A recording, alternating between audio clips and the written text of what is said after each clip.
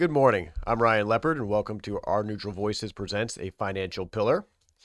Joining me today are my guests Mildred Lopez from Our Neutral Voices, Good morning. and then welcome back to Chris Hanna and Mark Ellington from Good DR morning. Financial. Good morning. Morning. We missed you Glad to last be week, back. gentlemen. What- Chris, I think what- we missed you last 2 weeks, didn't we?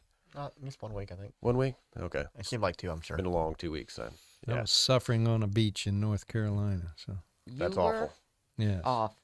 it was terrible. And A you lesser man than me could not have handled what Wow. I went through.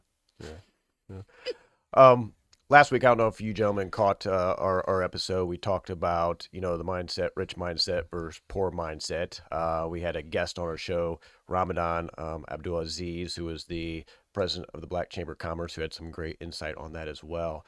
But that's going to lead us into our topic today, which is, financial stress and what that can do to us physically and mentally. Okay, so I want to share some, a personal, a couple examples in my life where I've personally experienced, the financial stress. Going back in the early 2000s, I was in the mortgage industry, and being the mortgage broker, I'm 100% commission at that time. And going into, the 2008 time period where we had the financial crisis, housing market crash, everything like that, I found myself in a job where, my income was getting very, very low at that time. Add to that an ending of a relationship that left me with all the bills, right? The house, the utilities, car, all that stuff. So income's down, relationship's down. I'm responsible for all the bills. Throw in on top of that the individual that I'm working for was, making some less than ethical choices that led to, our licenses getting suspended. And therefore, I find myself in a position where I can't even perform my job that makes me the income at that. So, during that time period, I'm dealing with a lot of things, physically, mentally, how am I going to pay the bills, not know what to do. And then, knowing that I need to do something different, but I've been in this role for 6-8 years at that time. It's what I knew. It's what I was comfortable with. But quite honestly, that loss in my license, while as awful as it seemed, was actually a blessing because instead of sitting around and trying to figure out, what am I going to do after this, I just picked up the phone and called a friend and said, "Hey, I need a job." Right? Something I knew I needed to do for a long period of time, but that led to me doing that. And through that process, turned about to be one of the best decisions of my life, right? Met a lot of great people. I went to work for Centennial Wireless, which is a local stable here for those that remember it. Met a lot of great people, including my wife, who, still to this day likes to tell me how I dated up when it comes to her or married up in this situation. That led to kids and everything else. But point of that story is I found myself in a financial situation where I could have been down and depressed. And while I did experience some of those symptoms and everything like that, I ended up coming out better, on the back end. Fast forward 11 years, similar situation, only this time was a voluntary job change into a different job that I thought was going to be my future.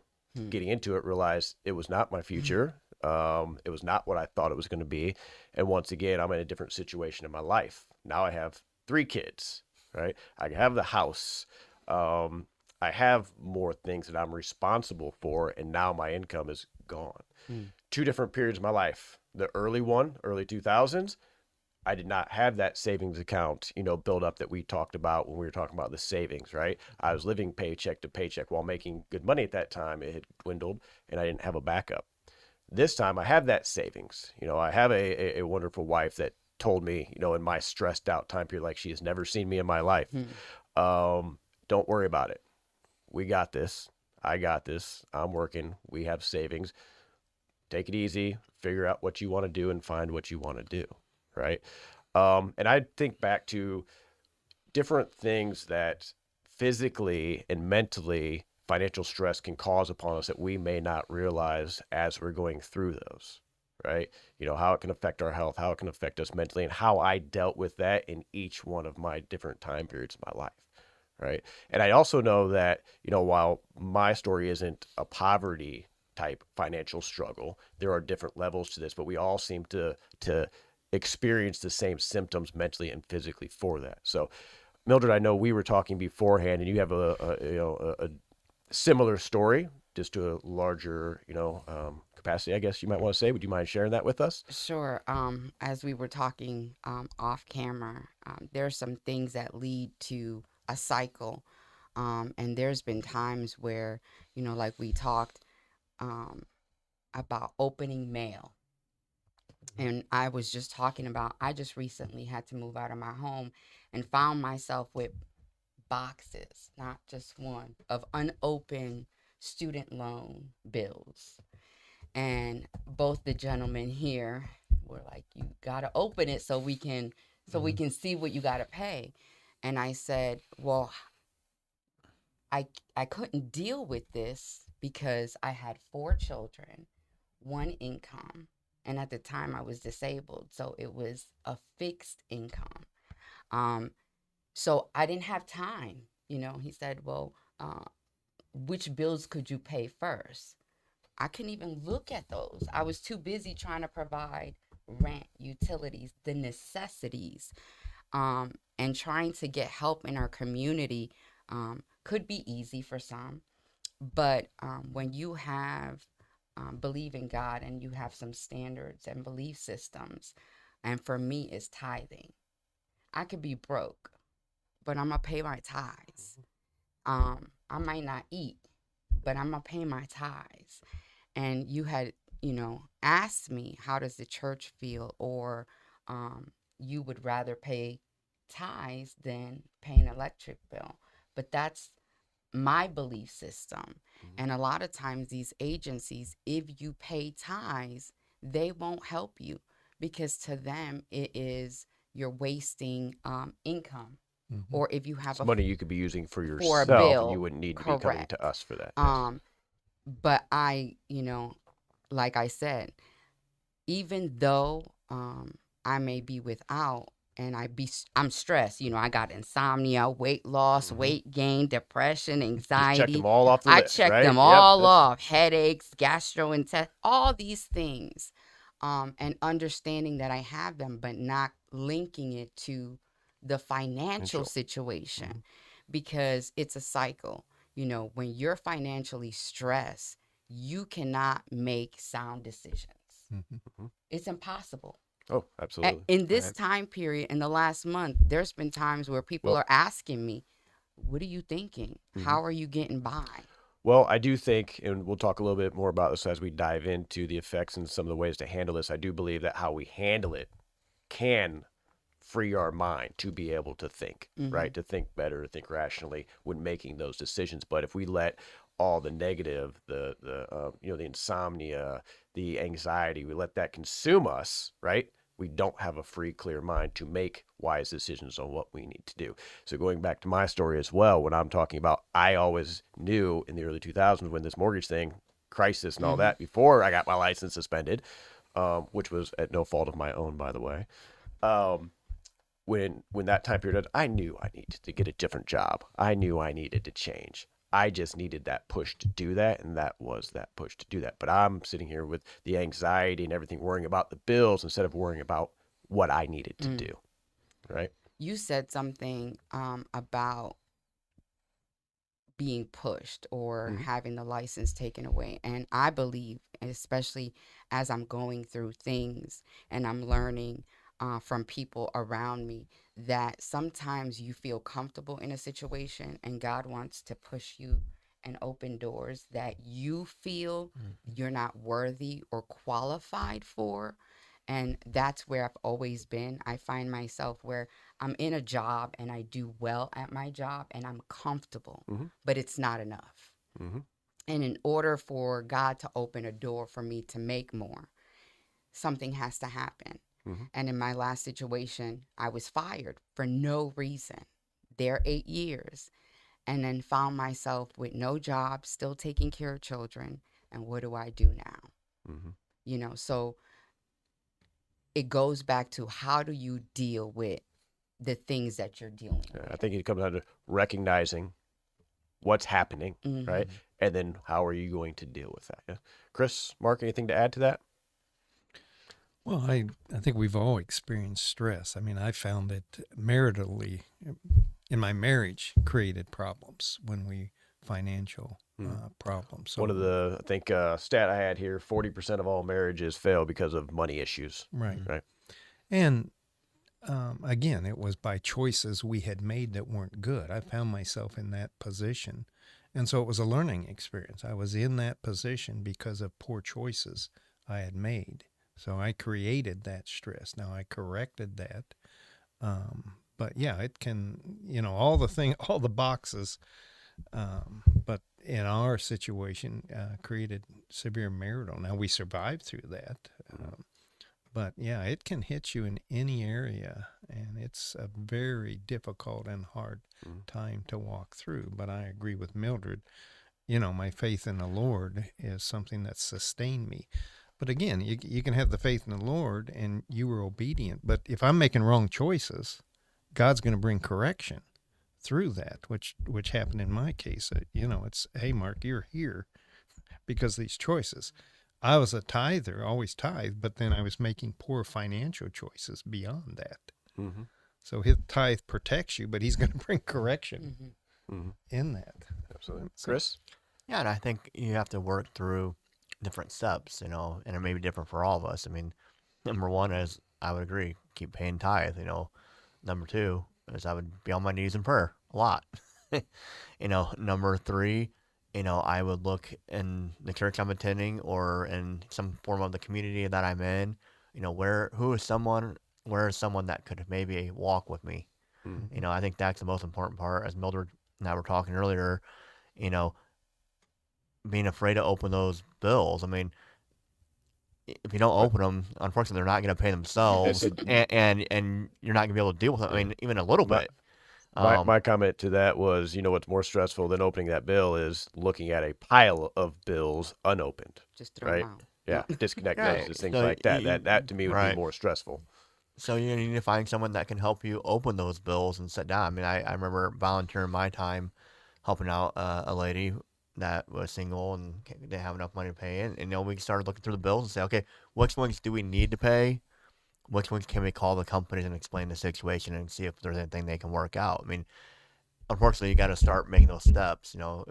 God will provide, God will, make a way, but he always expects us to take those steps along with him too. He's not just going to say, oh, I'm just going to handle it and you're not going to take any steps. No, we got to learn through this. Absolutely. So, And Ryan, let me bring up, that brought in mind something. I had a business failure. I lost everything I had. that's And got to be huge mentally stressful. Yes. But in what Chris was saying, you're embarrassed. So you tend not to go seek the people that could help you. And I found out later,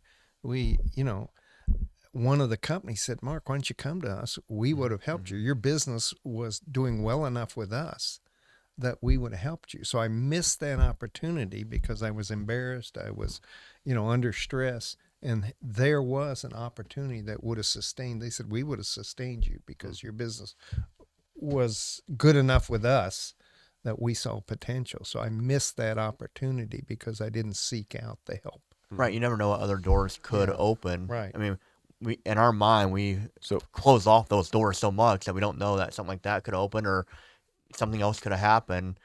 So when I get to the point where we're going to talk about how to deal with the stress, number one, right there, ask for help. Right. Yep. So we'll touch on that a little bit more. So Okay. That's kind of hard though, Yeah. let's be honest, because yeah. when you say embarrassment, I think of how many times did an individual ask for help, get the door shut? How many times can you just keep asking for help or guidance? Well, I'm not going we- to say help as in a handout. Right, I'm right. talking about Right. So- information. Can you guide me? Who do I go? What do I need to do? I Right. can't see clearly. When you get the door shut down or you've opened and made yourself vulnerable to people and you don't get the help Mhm. from professionals. Right. Like, for instance, just for ha-has, you guys are financial, right? And we sit on this panel, right? Mhm.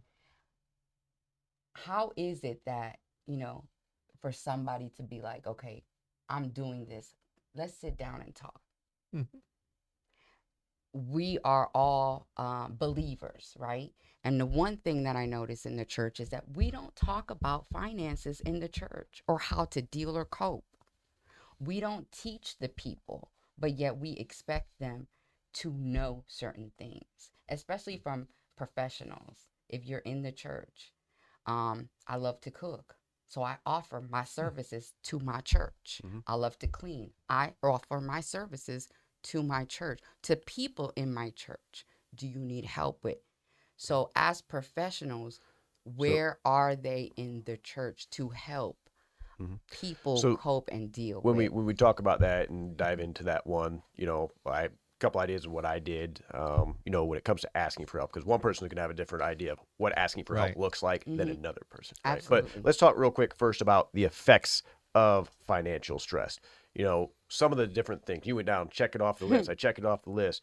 Insomnia, right? Myself personally, I can't sleep anyway. So I don't know if my insomnia is just directed towards stress or just, I deal better on 2 or 3 hours of sleep than I do 8 or 9. I don't know. But insomnia is a huge one that a lot of people deal with. So I would say more or less change in sleeping patterns, right? If you're normally somebody that sleeps sound at night and you're not, that's a sign of, the financial stress that you're experiencing. Weight gain, weight loss. Another one for me, I don't fluctuate weight. It's a good thing or bad thing. I don't know. It always stays the same. I can eat whatever I want. Doesn't go up, go down with my stress level. But I absolutely experience stress, depression, anxiety. Been there. It's just what are we doing to cope with that depression and then anxiety? We all deal with that stuff in different ways. But anxiety, I've experienced is really debilitating, right? From mentally and physically. It leads to a lot of those things about your anxiety. I can't eat. I'm not hungry. I'm not worried about that stuff. So that leads Oh, into I'm the very fluctuations. hungry. Yes. So you're not experiencing any anxiety right now? Look, my family says I'm a barril sin fondo, a Mhm. barrel with no end. I keep eating and eating. When you're stressed, you go either way. Mm-hmm. And then when you start eating, then it affects other things like diabetes, high blood pressure, and Yep. so many other things. Yep. Relationship. We talked about relationship and how financial stress affects that. It can also show strong relationship, weak relationship. Me personally, me and my wife, we manage separate bank accounts, right? It just works for us. We have a joint account for the house.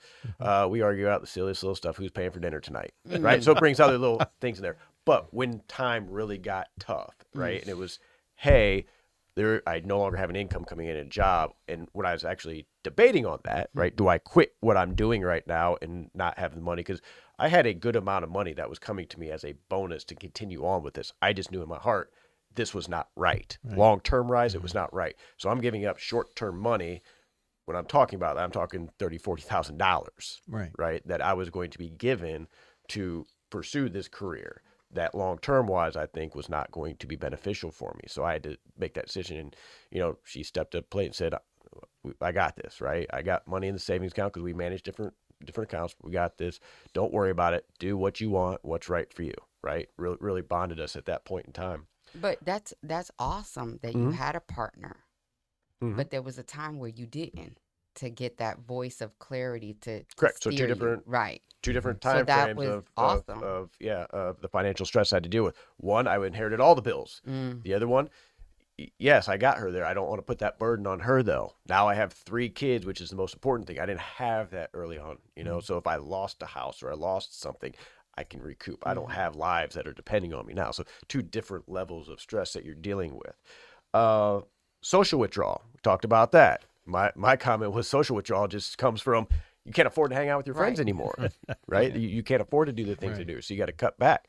There are those that don't experience that social withdrawal because they're dealing with their stress, their anxiety by continuing the life that they had before. I've seen that.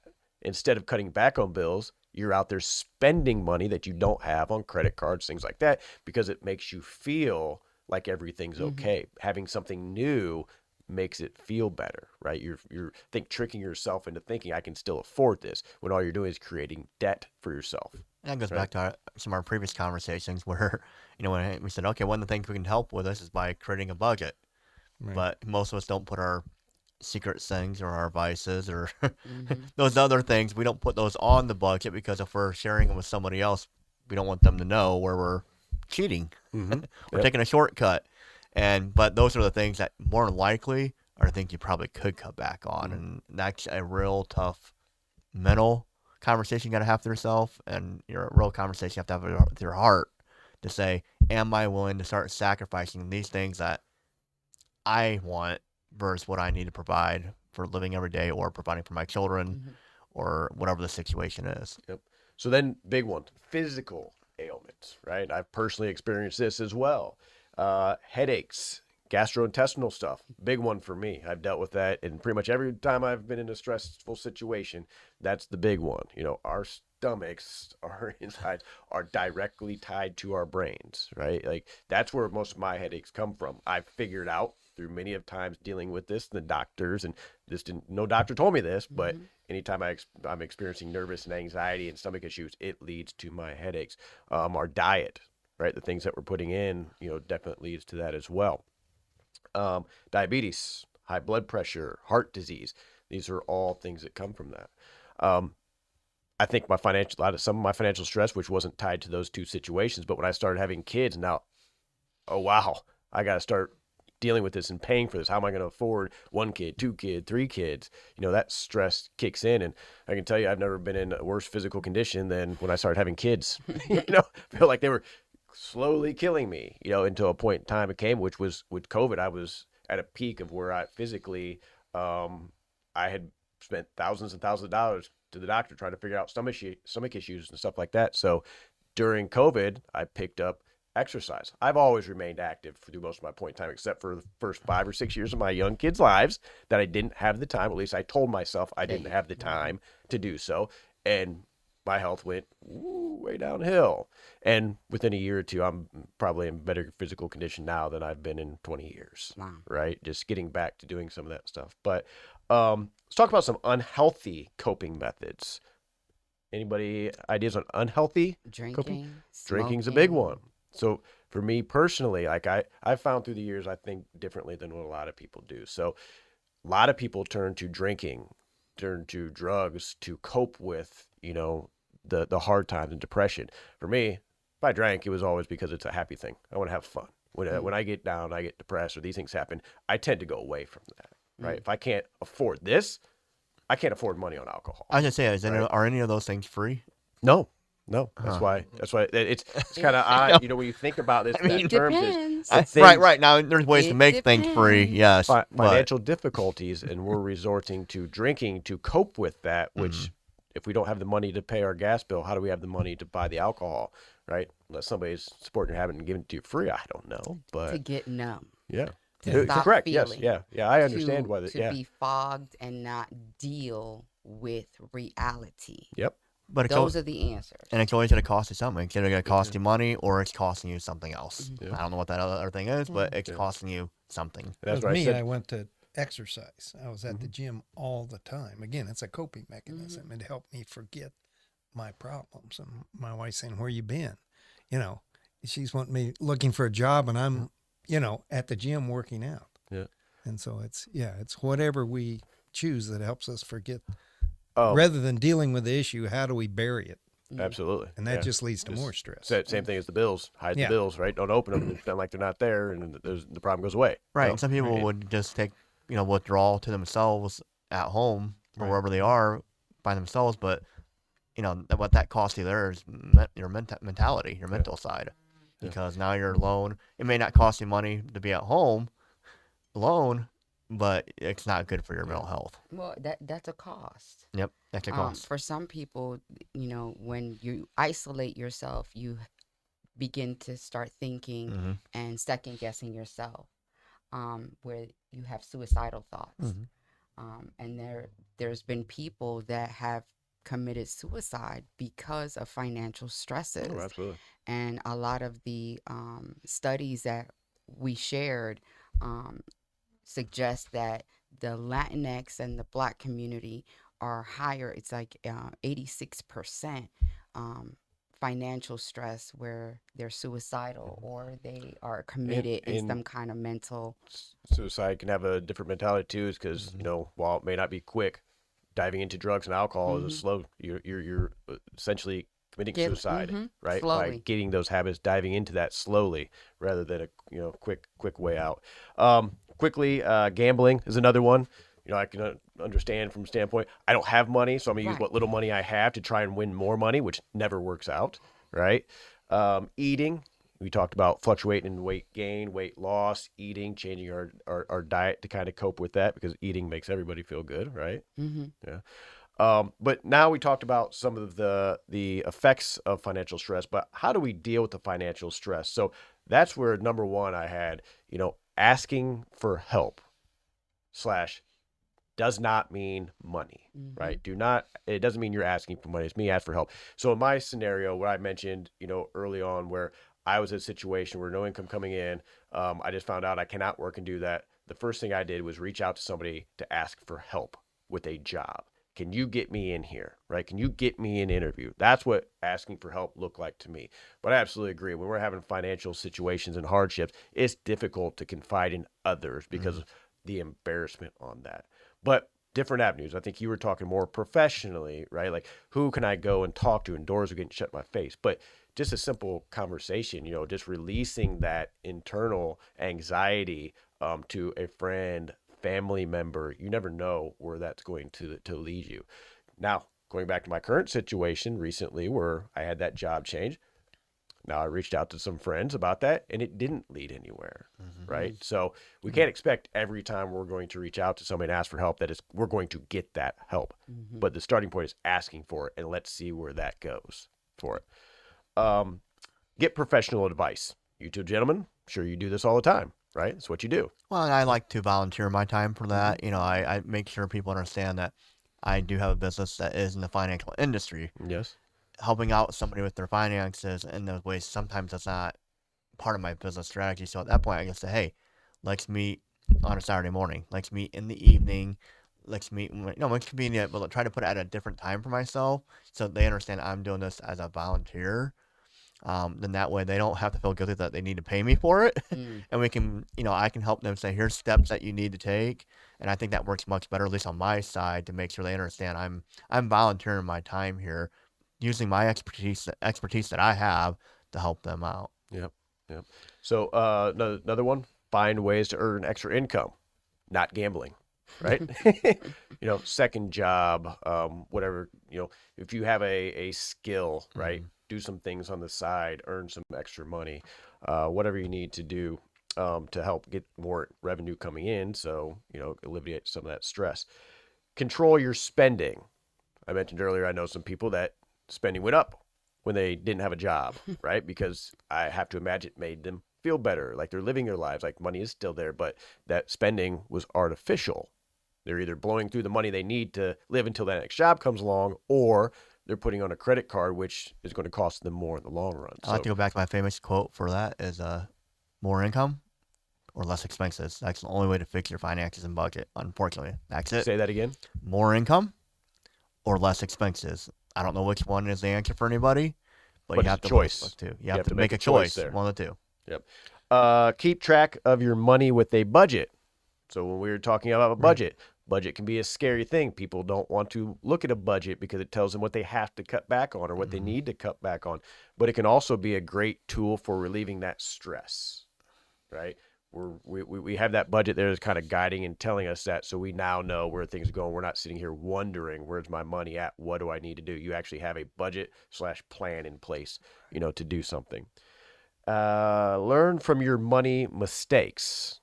Don't keep making the same mistakes over and over with your money. Okay. Set future financial goals. So I think that goes maybe along with the budget. That's the plan part. So we have the budget, knowing where the money is at, where we can cut back on. Now, what are my goals and how do I achieve that? And then the last one we've touched on a few times, Mark, you just did, and this was huge for me, but find activities to do that free your mind and don't cost money, right? Physical activity is what worked for me. Most people relate the gym to weight gain, weight loss, something like that. It has been a huge thing, and I think we're finding out in today's, diving into mental health, is that the gym helps you greatly mentally. It's a place you can go to release. Nothing else matters when you're there. Put your headphones in, zone out, do what you do. Physically, it's getting your body going, and to me, it frees my mind of my worries, my debts, and, whatever I might be going through at that time. I hate the gym. I'm not somebody who loves the gym, but it makes me feel good physically and mentally. During COVID, during makes COVID. you feel good about yourself. I leave Yes. the gym, I feel good about myself. I discipline myself to get up, to go to the gym and get that workout in. But I think, Ryan, one thing, the hardest thing to do is stay positive. What am I doing Mhm.